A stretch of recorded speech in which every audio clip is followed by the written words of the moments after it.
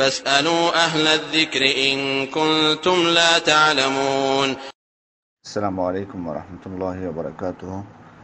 আমাদের একজন ভাই প্রশ্ন করেছেন যে একজন সম্মানিত লেখক উনি ওনার সালাত শিক্ষার বইয়ে লিখেছেন যে মসজিদে নববী বা কাবায় এক্সট্রা যে ফজিলত রয়েছে নামাজের, সেটা শুধুমাত্র ফরজ নামাজের ক্ষেত্রে সীমাবদ্ধ।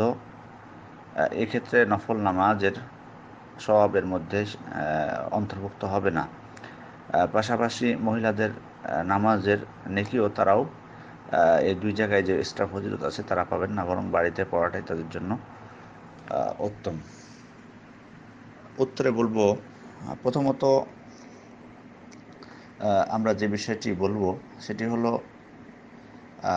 আমরা প্রশ্নের সময় যদি আমরা যে কোনো লেখকের নাম যদি না বলি তাহলে সেটাই সব থেকে ভালো হয়।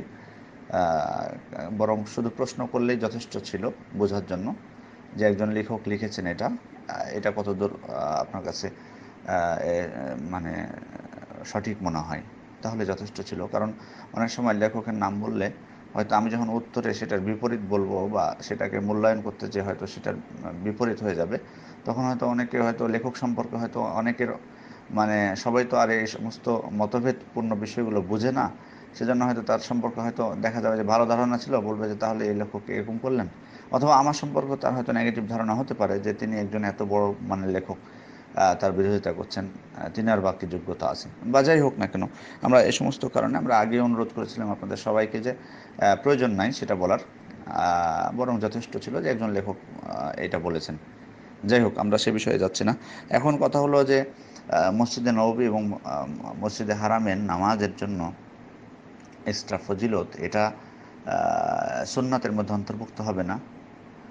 এটা যখন আমি বলবো তখন আমাকে শক্তিশালী দলিল লাগবে।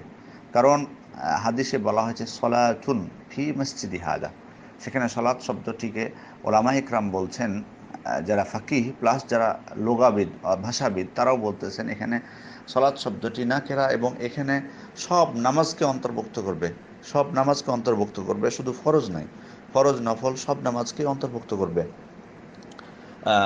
এবং মহিলাদের সবাই, এখানে এমন কোনো নির্দেশ নাই যে এটা শুধুমাত্র খাস পুরুষদের জন্য এবং ফরজ নামাজের জন্য।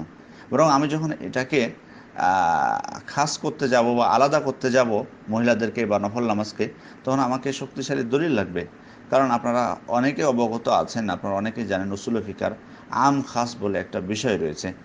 একটা নির্দেশ যখন আমভাবে আসবে, তখন আমি যদি সেটা থেকে খাস করতে চাই কোনো বিষয়কে, সেটাকে সংকীর্ণ করে দিতে চাই, সংকুচিত করে দিতে চাই, তাহলে দলিল লাগবে, ওই মানের শক্তিশালী দলিল লাগবে। কিন্তু এখানে এমন কোনো দলিল নাই শক্তিশালী যেটাতে সংকুচিত করবে এই আমটাকে। তো হয়তো দলিল হিসেবে তিনি পেশ করতে পারেন যে রাসূল সাল্লাল্লাহু আলাইহি ওয়াসাল্লাম নফল সুন্নাত যে নামাজগুলো সেগুলো বাড়িতে পড়তে নির্দেশ দিয়েছেন, যেমন সহিহ বুখারীর 422, সহিহ মুসলিমের 777, 778 নম্বর হাদিস, যেখানে রাসূল সাল্লাল্লাহু আলাইহি ওয়াসাল্লাম বাড়িতে নফল নামাজ পড়তে বলেছেন, বাড়িকে যেন কবরস্থান বা না বানান সে বিষয়ে ইঙ্গিত দিয়েছেন বা নির্দেশ দিয়েছেন। তেমনভাবে তিনি স্পষ্টভাবে বলেছেন সহিহ বুখারীর 698 নম্বর হাদিস, সহিহ মুসলিমের 781 নম্বর হাদিস, আফদালুস সালাতুল মারই ফি বাইতিহি ইল্লাল মাকতুবা, সবথেকে উত্তম নামাজ হচ্ছে যে নামাজ বাড়িতে পড়া হয় তবে ফরজ নামাজ ব্যতীত। তাহলে এই হাদিস থেকে বোঝা যাচ্ছে যে বাড়িতে নফল নামাজ পড়াটাই হচ্ছে উত্তম। এখানে একটা বিষয় হলো যে আমাদের জেনে রাখা উচিত, রাসূল সাল্লাল্লাহু আলাইহি সাল্লাম যিনি বলেছেন যে মসজিদে নববীতে নামাজ পড়লে 1000 গুণ সওয়াব বেশি এবং কাবায় নামাজ পড়লে 1,00,000 গুণ সওয়াব বেশি, তিনি আবার বলেছেন যে বাড়িতে নামাজ পড়াটা উত্তম, নফল নামাজগুলো। আর মহিলাদের জন্য বাড়িতে নামাজ পড়া উত্তম বলেছেন। তাহলে এখানে বুঝতে হবে যে তাদের নামাজ পড়াটা সেখানকার থেকে উত্তম, সেখানে নামাজ পড়লে যে সবটা পাবেন তার থেকে বেশি পাবেন, এটাই বোঝানো হয়েছে, এটাই স্পষ্টভাবে এটাই বোঝা যায়। সুতরাং তারা 1,00,000 মানে মধ্যে পড়বেন না, মানে তাদের জন্য বিষয়টি নয়, এ ধরনের কিন্তু উদ্দেশ্য না। আমরা যেন এই বিষয়টাকে আলাদা এক না করি। আমি আবার বলতেছি যে যখন বলা হবে যে আপনার মসজিদে নববীর থেকে বাড়িতে নামাজ পড়া, নফল নামাজ পড়া সব থেকে বেশি উত্তম, এর মানে এই না যে আপনি যদি মসজিদে নববীতে নফল নামাজ পড়েন তাহলে আপনি এক্সট্রা যে ফজিলত রয়েছে সেটা পাবেন না, সেটা পাবেন না। এটা কিন্তু উদ্দেশ্য না। এখানে এখানে উদ্দেশ্য হলো যে আপনি মসজিদে নববীতে নামাজ পড়লে যে নেকিটা পেতেন নফল নামাজ, বাড়িতে পড়লে তার থেকে বেশি পাবেন। অনেকের হয়তো প্রশ্ন হতে পারে যে বেশি বলতে কি বোঝাচ্ছে, যে 1000 গুণ সেখানে বেশি হবে, তার থেকে কি বেশি হবে? এখানে দুটি উদ্দেশ্য হতে পারে। বেশি বলতে এখানে উত্তম বলা হয়েছে। দেখুন, উত্তম মানে হলো উত্তম সংখ্যার দিক থেকেও হতে পারে, সংখ্যার দিক থেকেও উত্তম হতে পারে, আবার ধরনের দিক থেকেও উত্তম হতে পারে। সংখ্যার দিক থেকে উত্তম হতে পারে, অর্থাৎ আপনি মসজিদে নববীতে যদি আপনি নফল নামাজ পড়েন তাহলে 1000 গুণ বেশি সওয়াব পেলেন, আর বাড়িতে পড়লে তার থেকে বেশি পেতে পারেন। এটা হলো সংখ্যার দিক থেকে উত্তম। আর যদি ধরনের দিক থেকে উত্তম বলেন, আল্লাহ ভালো জানেন সেটা। যেমন হয়তো এখানে যেমনটি অনেক ওলামা ইকরাম বলছেন যে বাড়িতে নামাজ পড়লে এটা কি হলো, সুন্নাতের অনুসরণ করা হলো। রাসূল সাল্লাল্লাহু আলাইহি ওয়াসাল্লাম যেমনটি উৎসাহ দিয়েছেন আমাদেরকে পড়তে, এখানে রাসূলের নির্দেশটাকে আমরা কার্যকর করলাম, বিধায় এটা অবশ্যই উত্তম, কারণ তিনি উৎসাহ দিয়েছেন। যারা তার সাথে মসজিদে নববীতে সালাত আদায় করতেন তাদেরকে তিনি উৎসাহ দিয়েছেন বাড়িতে নফল সালাতগুলো পড়ার জন্য বা সুন্নাত সালাতগুলো পড়ার জন্য। তাহলে এখানে ধরনের দিক থেকেও উত্তম হলো যে তার সুন্নাতকে আমরা অনুসরণ করলাম, তার নির্দেশকে মান্য করলাম। সেজন্য আমাদেরকে বিশ্বাস করতে হবে যে তার থেকে উত্তম, সেটা সংখ্যার দিক থেকে হোক বা ধরনের দিক থেকে হোক, সেটা আল্লাহই ভালো জানেন, সেটা আল্লাহই ভালো জানেন।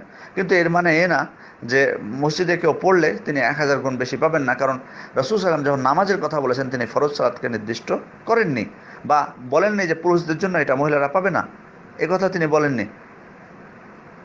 এবং সালাফে সালেহিনগণ যারা ওলামা ইকরাম, খ্যাতনাম ওলামা ইকরাম যারা আছেন, তারা এটি বুঝেছেন রাসূল সাল্লাল্লাহু আলাইহি ওয়াসাল্লামের হাদিস থেকে যে যারাই মসজিদ নববীতে বা কাবায় নামাজ পড়বেন তারা এক্সট্রা ফজিলত পাবেন, সেটা ফরজ নামাজ হোক বা অন্য নামাজ হোক, আবার পুরুষ হোক বা মহিলা হোক। কিন্তু তাদের জন্য উত্তম হলো, মহিলাদের জন্য উত্তম হলো বাড়িতে পড়া ফরজ সুন্নাত দুটাই, আর পুরুষদের জন্য সুন্নাতটা হলো বাড়িতে পড়া উত্তম। উত্তম মানে সেখানকার থেকে উত্তম। কিভাবে সেটা উত্তম হতে পারে, সংখ্যার দিক থেকে না ধরনের দিক থেকে, সেটা আল্লাহ পাকই ভালো জানেন, সেটা আল্লাহই ভালো জানেন।